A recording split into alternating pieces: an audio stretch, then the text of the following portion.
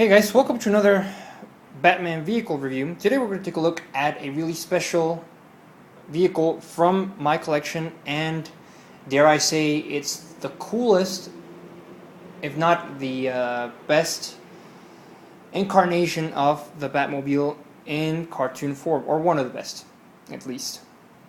Talk about none other than the Batmobile from the 90s animated series. I got this a long time ago, probably in 93 or 94, when their series was out on air. And now I'm wearing the traditional Batman shirt that you all know if you've watched my videos. So yeah, here it is. Very, very cool Batmobile. But before I start that review, or this review, should I say, sorry, I want to talk a little bit about the new Batman vs. Superman teaser released at Comic-Con. Now, I didn't attend Comic-Con, although I would have loved to go, but I have seen the trailer, or the teaser, online, and it is damn awesome. It's a little under a minute of footage, but it was pretty awesome nonetheless. And I'm going to describe it to you, so if you can't find it or anything. The scene starts at night in Gotham City. It's raining.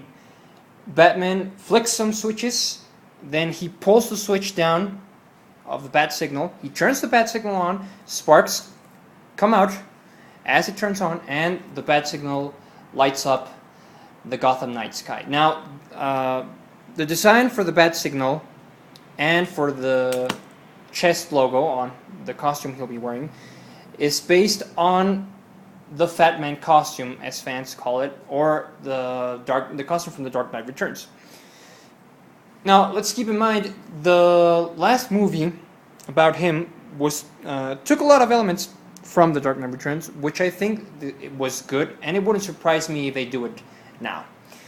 As long as they do it right, it's a valid motive, and I think it's a really good idea, because that story arc was really amazing. I have read it, and I've seen the animated movie, and both were really good. The idea of that Batman, a more seasoned Batman and an older Batman, a mature Batman, was always good. I mean, Batman hasn't always been very young.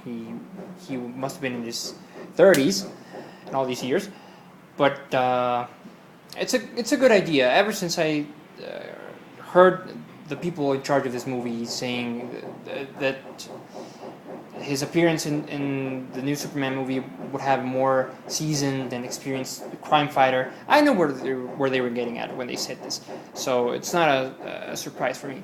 But that's a very good idea. Now that I've seen Ben Affleck in costume, I'm convinced that he'll make a good Batman. Probably not the best. Well, I don't know. I'll have to see. But a definitely good Batman. Now, for me, when I first found out about the news, I always saw him as Daredevil rather than Batman. Now, I know most of you don't like the movie, but I guarantee you, if you saw or if you see the director's cut version of the film, you'll like it. You'll actually like it. I've seen it 10 times since it was released. And that's my favorite version of the movie. I think that version should have been the one that came out in the theaters and not the theatrical version. Even if it was rated R, I don't care. That should have been the final version. If people saw that version, they wouldn't talk so much shit about the movie. They would actually give the movie a chance. Because it's not that bad, actually. If you stop and think about it, it's not. So anyway, so the bat signal lights up, which this features a thicker bat in the design, but anyway. And out of the signal, in the night sky, comes a dark figure comes out, which is none other than the Man of Steel. Now, Superman descends onto the rooftop where the bat signal is, and his eyes start to light up. Which means he's about to shoot his heat vision, and he's really angry. And Batman is just looking up and just kind of staring at him, waiting for him, like saying, "Bring it on, man." And he also has light up eyes because he's wearing the battle armor, like the one he wore in the Dark Knight Returns story arc, where he kicks the shit out of Superman. So, yeah, that's pretty much what Batman can do.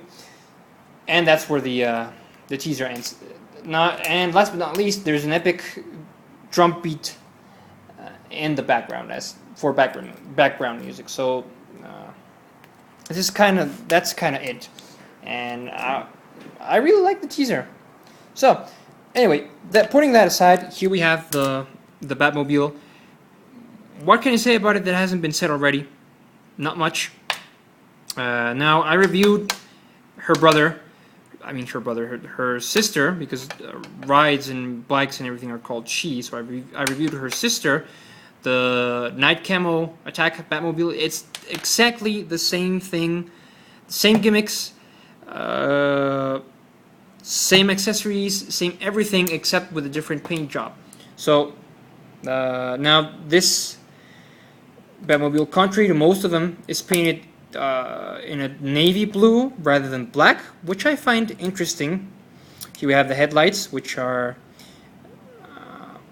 stamps or stickers. The cockpit can be opened, like so. We have the bat symbol in here, which I think it's kind of unnecessary, but well, what are you going to do? Now, I don't have a gray and black version of the figure, which is part of the animated series, but I took it a figure that comes with the new animated series figure assortment. So it looks cool, it doesn't look out of style, and it fits the cockpit, which is the most important part. I think here we have the gas compartments, the fuel pumps or whatever, and the cockpit, like I said, opens and closes almost without any effort because it's really old.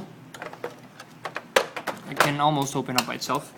Here we have the back of the Batmobile, the jet engine with the thruster sticker in there, and here we have the backlights that should be painted red, but what are we going to do?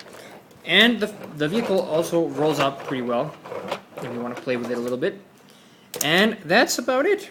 This is a definitely great vehicle. You should definitely buy it if you can find it. It doesn't matter if you don't have the Batman like I do. You can use that kind of Batman. It works out pretty well. So thanks for watching this review, guys. I hope you enjoyed it. Until next time, take care, and may the force be with us all. Later.